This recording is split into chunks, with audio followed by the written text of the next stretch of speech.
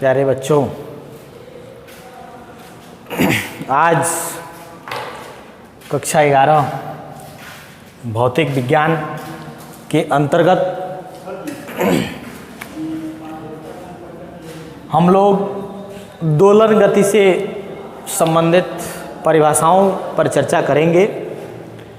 इसके पहले वाले वीडियो में आप लोगों ने दोलन गति के बारे में जाना था कि दोलन गति क्या है। एक बार और हम आपको दोलन गति को बता रहे हैं कि जब कोई वस्तु किसी निश्चित बिंदु के दोनों तरफ एक समान आवर्ती गति करती है तो उसकी गति दोलन गति कहलाती है। इसमें मैंने एक एग्जाम्पल आपको बताया था कि जो सरल लोलक की गति होगी वह दोलन गति होगी। इसमें होता क्या है, एक लंबा रस्सी होता है जिसमें नीचे एक गोलक लटका होता है और इसको मैं अगर 3 स्थितियों में दिखा दूं तो ऐसी ये गति करते हैं। पहले ये स्थिति हो गई, एक ये स्थिति हो गई और एक ये स्थिति हो गई। आज हम लोग को दोलन गति से संबंधित परिभाषाओं के बारे में जानना है कि दोलन गति से संबंधित क्या क्या परिभाषाएं हैं। तो उसमें सबसे पहले हम लोग विरामावस्था के बारे में जानते हैं कि इसका विरामावस्था क्या होता है। तो विरामावस्था की अगर हम बात करें तो जो विरामावस्था होता है इसे हम स्थिरावस्था भी कहते हैं और इसी को हम इसका मध्य स्थिति भी कहते हैं। इसी को हम माध्य स्थिति के नाम से जानते हैं, माध्य स्थिति। तो दोलन करने वाली वस्तु की वह स्थिति जिस समय कोई दोलनकारी वस्तु स्थिर होता है, जिस समय दोलनकारी वस्तु स्थिर होता है उस स्थिति को हम उसकी माध्य स्थिति या स्थिरावस्था या विरामावस्था या हम उसी को साम्यावस्था के नाम से जानते हैं।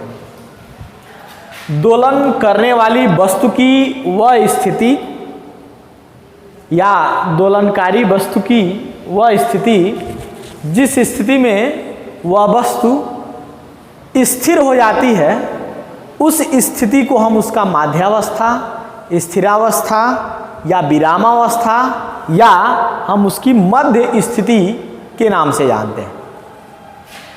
अब हम बात करें एक दोलन की। एक दोलन किसे कहते हैं, ध्यान देंगे, एक दोलन।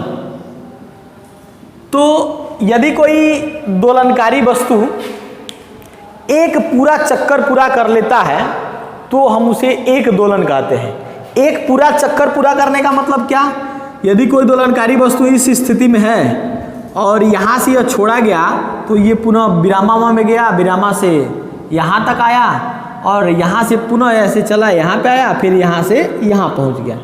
अर्थात इस स्थिति में अगर आ गया तो ये जब ये यहाँ से स्टार्ट किया, माध्य स्थिति को क्रॉस करते हुए इस स्थिति पर आया और पुनः अपने प्रारंभिक स्थिति में पहुँच गया तो इसे हम एक दोलन या एक कंपन के नाम से जानते हैं। यानी कि हमने बताया कि एक दोलन या एक कंपन क्या है, तो किसी दोलनकारी वस्तु द्वारा एक पूर्ण चक्कर लगा लेने को ही हम एक दोलन या एक कंपन के नाम से जानते हैं। अब हम इसके अगले पे चलेंगे कि इसकी आवृत्ति क्या होती है। आवृत्ति, आवृत्ति से पहले हम एक चीज जानेंगे, आयाम क्या होता है, इसका एम्पलीट्यूड।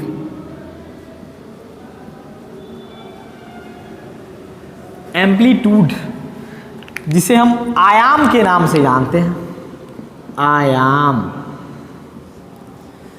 देखेंगे कि ये जो एम्पलीट्यूड है, आयाम है, वो क्या होता है। तो किसी दोलनकारी वस्तु द्वारा उसकी माध्य स्थिति के एक तरफ, किसी दोलनकारी वस्तु द्वारा उसकी माध्य स्थिति के एक तरफ किए गए अधिकतम विस्थापन को हम आयाम कहते हैं, इसे ए से प्रदर्शित करते हैं। हमने फिगर में आपको दिखाया है कि ये कोई दोलनकारी वस्तु की जो स्थिति है ये माध्य स्थिति है, और माध्य स्थिति के एक तरफ वो अधिकतम जितना विस्थापन करेगा या अधिक से अधिक वो जितनी दूरी तय करेगी, उस तय की गई दूरी या उस किए गए विस्थापन को ही हम उसका आयाम कहते हैं, और आयाम को हम ए से प्रदर्शित करते हैं। अब हम इसी दोलन गति से संबंधित परिभाषाओं के क्रम में अगले परिभाषा पे चलते हैं, और जो अगला परिभाषा होगा वो होगा फ्रीक्वेंसी। फ्रीक्वेंसी जिसे हम आवृत्ति के नाम से जानते हैं। आवृत्ति, आवृत्ति क्या है इसे समझेंगे। तो किसी दोलनकारी वस्तु द्वारा, किसी दोलनकारी वस्तु द्वारा प्रति सेकंड किए गए दोलनों की संख्या को हम उसकी आवृत्ति कहते हैं। प्रति सेकंड किए गए दोलनों की संख्या मतलब एक सेकंड में दोलनकारी वस्तु जितना बार कंपन कर लेगी या जितना दोलन कर लेगी, उस दोलनों की संख्या या उस कंपनों की संख्या को हम क्या कहते हैं? फ्रीक्वेंसी कहते हैं, और इसे यन से प्रदर्शित करते हैं। और यन बराबर एक फार्मूला होता है 1/t, जहां टी क्या है इसमें, जहां जो टी होगा वह आवर्त काल से नाम से जाना जाएगा, आवर्त काल, और जो यन होगा वह किसके नाम से जाना जाएगा? तो आवृत्ति के नाम से जाना जाएगा। अर्थात मैंने आपको बताया कि किसी दोलनकारी वस्तु द्वारा प्रति सेकंड किए गए दोलनों की संख्या को ही हम उसकी आवृत्ति कहते हैं, और इसकी जो फार्मूला होगी वह यन बराबर 1/t से प्रदर्शित किया जाता है। अर्थात जो आवृत्ति का मात्रक होगा, अब हम उस पर चर्चा करते हैं। यानी कि आवृत्ति का जो मात्रक होगा, इसको मापते कैसे हैं? तो आवृत्ति का जो सबसे पहला मात्रक होगा वो होगा कंपन पर सेकेंड, कंपन प्रति सेकेंड, या हम इसी को दोलन प्रति सेकेंड कहेंगे, दोलन प्रति सेकंड, या इसी को हम हर्ट्ज के नाम से जानते हैं, हर्ट्ज, हर्ट्ज, और HZ से इसको प्रदर्शित किया जाता है, यानी हर्ट्ज के नाम से जाना जाता है। अर्थात फ्रीक्वेंसी आवृत्ति का जो मात्रक होगा वह होगा हर्ट्ज, या दोलन प्रति सेकेंड, या कंपन प्रति सेकेंड। तीनों ही मात्रक किसके मात्रक होंगे? तो वो आवृत्ति के मात्रक होंगे। तो आवृत्ति का जो मात्रक होगा वो क्या होगा? कंपन प्रति सेकेंड, दोलन प्रति सेकेंड, या हर्ट्ज होगा। अब हम इसके बीमा की बात करें तो इसका जो बीमा होगा, इसका जो बीमीय सूत्र होगा वह होगा T/-1, यानी कि T इनवर्स, यानी कि इसकी जो बीमीय सूत्र होगी वो क्या हो जाएगी? T इनवर्स होगी। अब हम अभी जाने हैं कि फ्रीक्वेंसी में 1/t जो इसका आवर्त काल कहलाता है, जिसे हम टाइम पीरियड के नाम से जानते हैं। अर्थात अगला जो टॉपिक हमारा होगा वो होगा टाइम पीरियड, टाइम पीरियड, यानी कि हम इसको दोलन काल या आवर्त काल के नाम से जानते हैं। दोलन काल, या हम इसी को कहते हैं आवर्त काल के नाम से जानते हैं। तो अब आवर्त काल की डिफिनेशन क्या होगी, इस पर हम चर्चा करें। तो आवर्त काल जो होगा वह ठीक आवृत्ति का व्युत्क्रम होता है।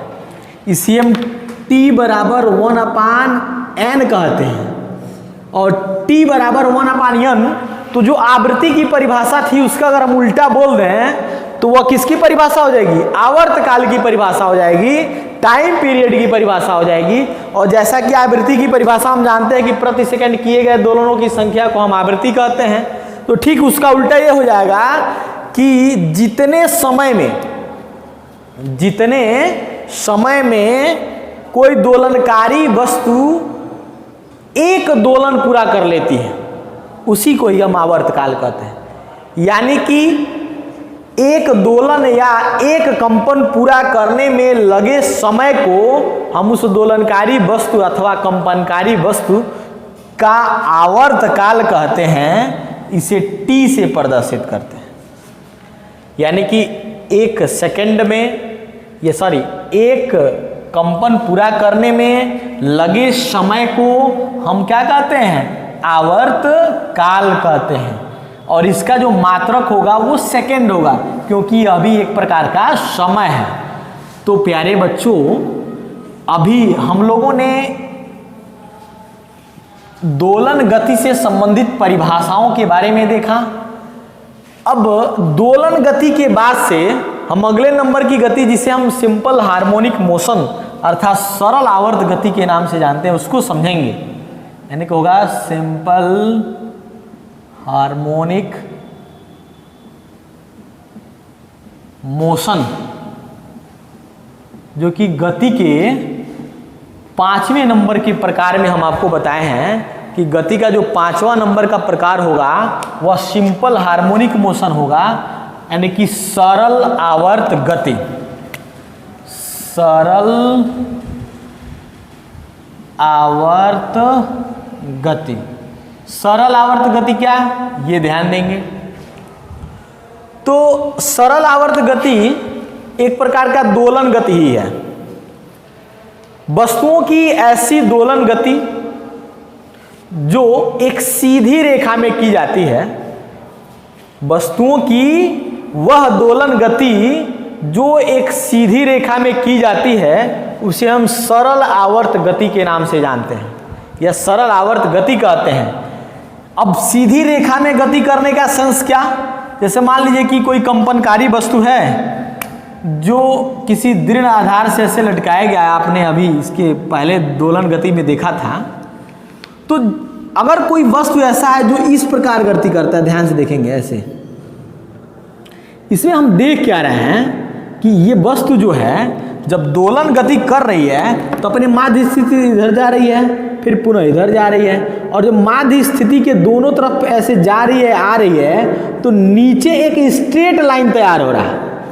अर्थात ये जो दोलन गति हो रहा है वह एक सीधी रेखा में हो रही है, और वस्तुओं की वह दोलन गति जो एक सीधी रेखा में होती है उसे हम कहते हैं सरल आवर्त गति। और ऐसा आपने कहाँ देखा है? इसका एग्जाम्पल क्या होगा? तो इसका एग्जाम्पल में होगा कि घड़ी के पेंडुलम की गति। घड़ी के जो पेंडुलम की गति होती है वो सरल आवर्त गति करती है।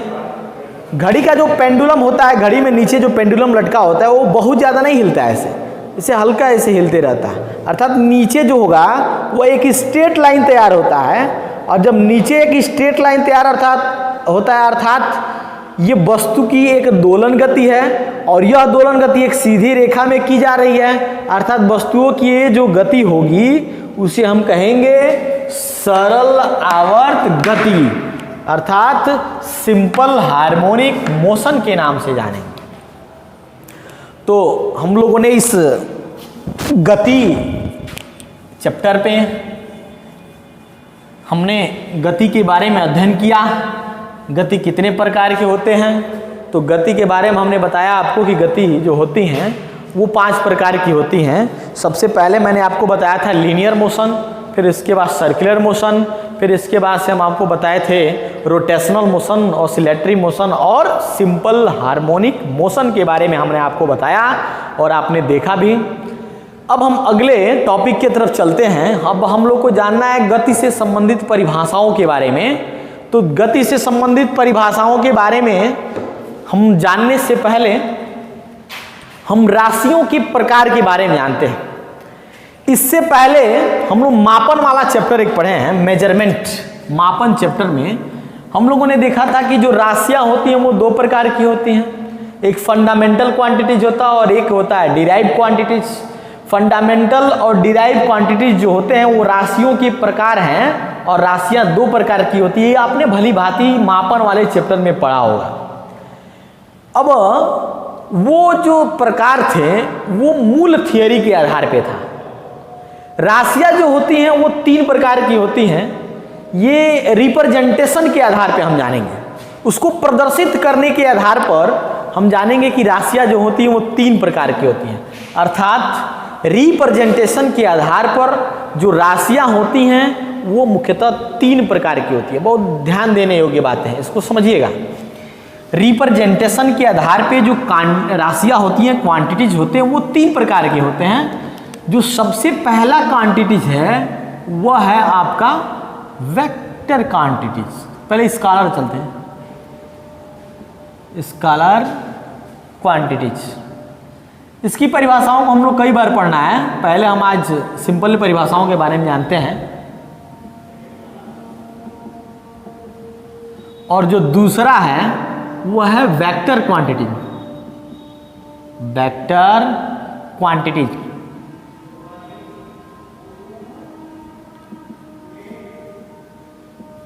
और जो तीसरे नंबर पे है वो है टेंसर क्वांटिटीज, टेंसर क्वांटिटीज। जो पहला है उसे हम हिंदी में अदिश राशियां कहते हैं, अदिश राशियां। और जो दूसरा है उसे हम सदिश राशियां कहते हैं, सदिश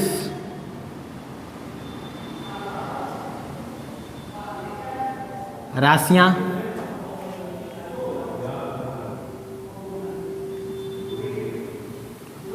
और जो तीसरा है आपका वो है प्रदिश राशियां,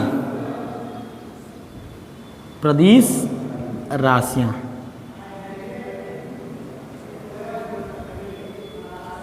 ध्यान देंगे सदिश, अदिश और प्रदिश क्या होते हैं। सदिश राशियां किसे कहते हैं, अदिश राशियां किसे कहते हैं और प्रदिश राशियां किसे कहते हैं। अब हम बात करें, सबसे पहले हम सदिश पर चर्चा करें, सॉरी अदिश पे।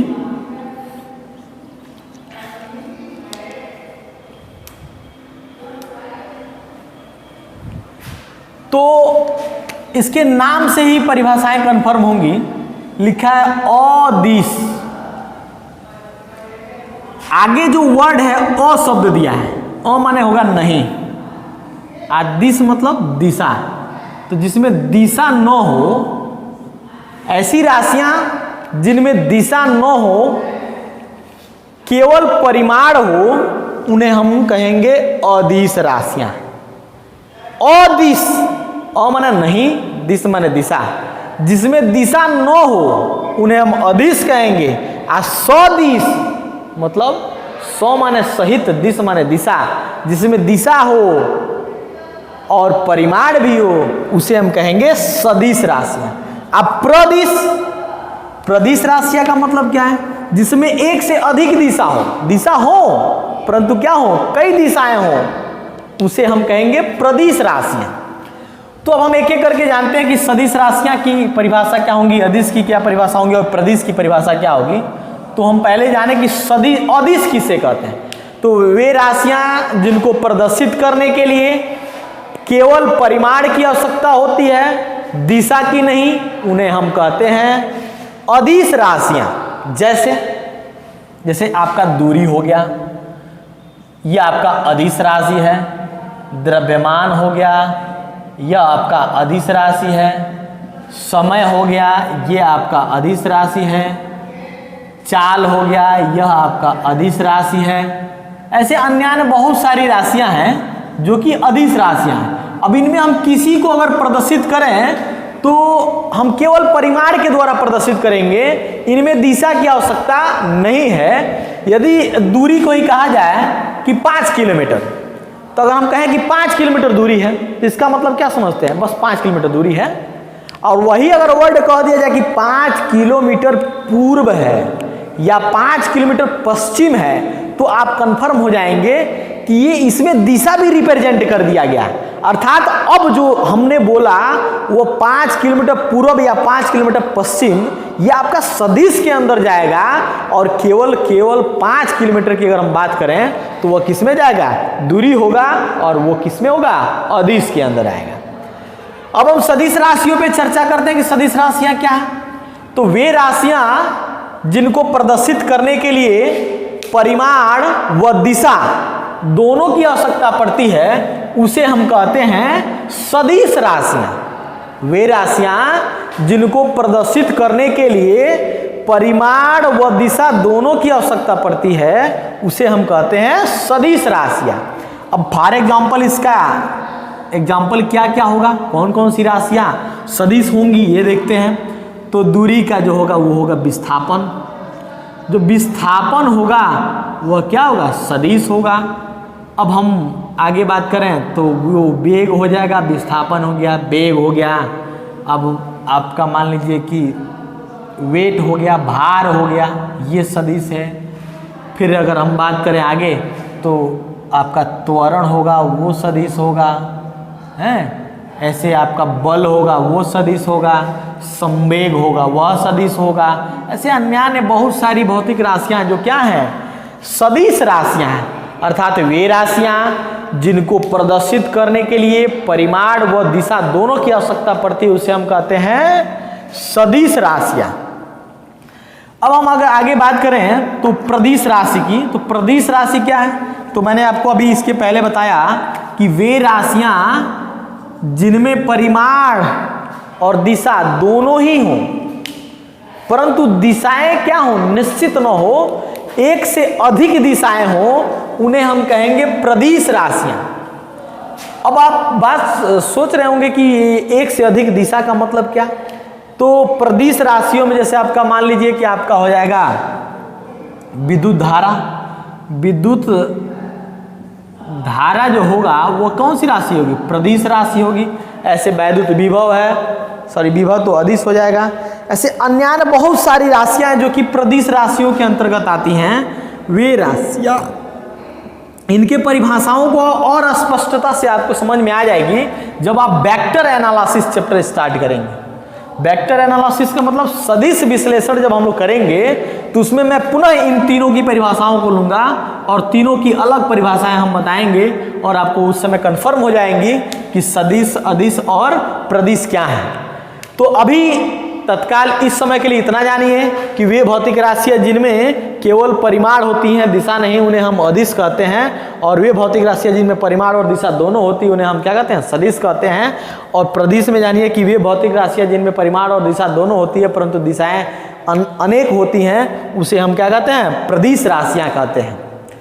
अब हम गति से संबंधित परिभाषाओं के बारे में चर्चा करें तो गति से संबंधित परिभाषाओं में जो सबसे पहले नंबर की परिभाषा हम कर लें और उसमें सदिश और अदिश का भी हम कंफ्यूजन दूर करेंगे, तो सबसे पहले नंबर की जो परिभाषा होगी वो होगी दूरी और विस्थापन की। इन दोनों पे हम चर्चा करके हम अभी सदिश और अदिश को भी कंफर्म करेंगे कि ये विस्थापन क्या है और दूरी क्या है, उसमें वेक्टर क्या है और स्केलर क्या है।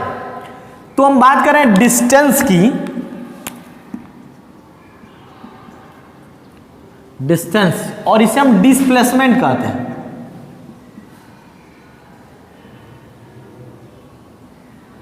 तो डिस्टेंस और डिस्प्लेसमेंट दोनों पर हम चर्चा करें तो सबसे पहले हम ये जानते हैं कि जो दूरी होती है वह अदिश राशि होती है। कौन सी राशि होती है, अदिश राशि होती है। और जो विस्थापन होता है वो कौन सी राशि होती है, तो सदिश राशि होती है। दूरी जो आपका होगा वह अदिश राशि होगा और जो विस्थापन होगा कौन सी राशि होगी, सदिश राशि होगी। दूरी का जो मात्रक की अगर हम बात करें तो दूरी का जो मात्रक होगा वो क्या होगा, मीटर होगा। और विस्थापन के मात्रक की अगर हम बात करें तो विस्थापन जो होगा,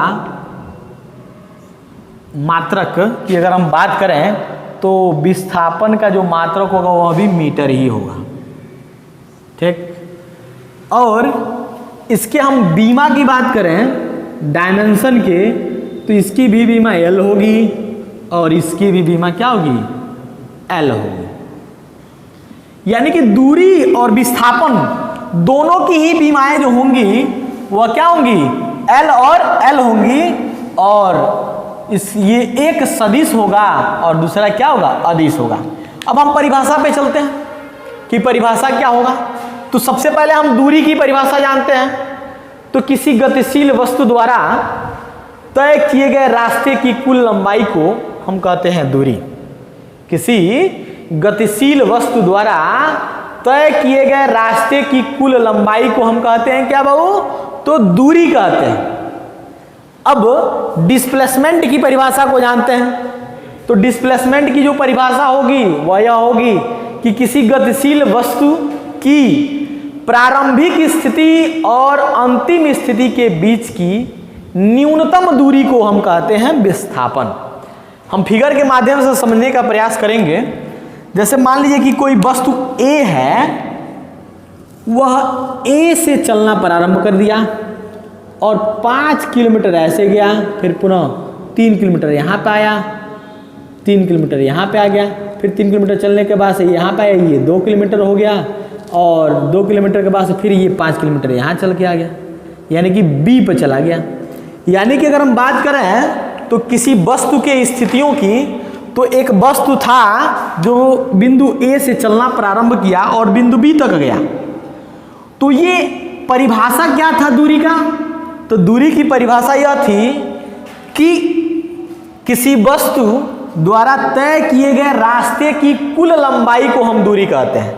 अब ये जो रास्ता उसने तय किया उस टोटल लंबाई को हम जोड़ेंगे, यानी कि 5 और 3 8, 8 2 10 और 10 5 15, यानी कि इस व्यक्ति ने टोटल जो दूरी तय किया वह क्या किया, 15 किलोमीटर की दूरी तय किया। और इसकी परिभाषा क्या है, विस्थापन की परिभाषा। तो विस्थापन का परिभाषा यह है कि किसी वस्तु की प्रारंभिक स्थिति और अंतिम स्थिति के बीच की न्यूनतम दूरी को हम कहते हैं विस्थापन। यानी कि अगर इसी में हम समझने का प्रयास करें तो इसने विस्थापन 15 किलोमीटर का किया, और इस वस्तु की प्रारंभिक स्थिति यह थी, यानी कि ये प्रारंभिक स्थिति थी। कौन सी स्थिति थी बेटा, तो ये प्रारंभिक स्थिति थी, और ये इसकी कौन सी स्थिति है, तो अंतिम स्थिति है। और इन दोनों के बीच की जो न्यूनतम दूरी होगी, सबसे कम जो दूरी होगी वही विस्थापन होगा। तो इन दोनों के बीच की सबसे जो कम दूरी होगी वो होगी ये, यहाँ से लेकर यहाँ तक डायरेक्ट हो जाएगा। मान लीजिए कि ये 7 किलोमीटर है, यहाँ से लेकर यहाँ तक 7 किलोमीटर है, अर्थात जो इसका विस्थापन होगा वह कितना हो जाएगा, मात्र 7 किलोमीटर हो जाएगा। हम अगर बात करें दूरी की, तो दूरी में पहले ऐसे गए, इससे ऐसे गए, फिर इससे यहाँ पे गए, फिर इससे यहाँ पे गए, अर्थात इसमें पहले दिशा इधर है, फिर दिशा इधर हो गया, फिर दिशा इधर हो गया, अर्थात इसमें दिशाएं निश्चित नहीं है। यानी कि इसको रिप्रेजेंट करने में हम देख रहे हैं कि इसमें दिशा नहीं है, इसमें कई दिशा है, कभी इधर जा रहा है, कभी इधर जा रहा है, और फाइनल में ये स्थिति, फाइनल हमारा ये हो रहा है कि इसमें दिशा इंपॉर्टेंस नहीं है, इसमें केवल और केवल परिमाण इंपॉर्टेंस है कि आपने 15 किलोमीटर दूरी तय किया, अर्थात जो आपकी दूरी होगी वो सदिश होगी, और विस्थापन दूरी होगी वो अदिश होगी, और जो विस्थापन होगा वो क्या होगा, सदिश होगा। क्योंकि सदिश में हम देख रहे हैं A से B के बीच की जो दिशा है वो अभी निर्धारित है, अर्थात हमने देखा कि विस्थापन और जो दूरी है और विस्थापन है, इनमें किस प्रकार अंतर और किस प्रकार भिन्नता है, इसके बारे में हम लोगों ने देखा। सदिश और अदिश दो चीज़ों को देखा हम लोगों ने। अब इसके बाद हम अगले वीडियो में देखेंगे। तब तक के लिए धन्यवाद।